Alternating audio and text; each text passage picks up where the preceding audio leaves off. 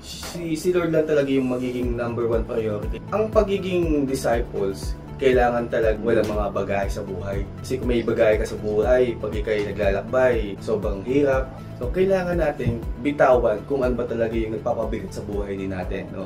So, kailangan natin i-offer yung mga bagayeng iyon sa ating Panginoon. No? Kung tayo namumroblema sa pera, lahat ng pagkukulang na wala sa atin, hayaan mo si Lord ang mag-ano sa iyo.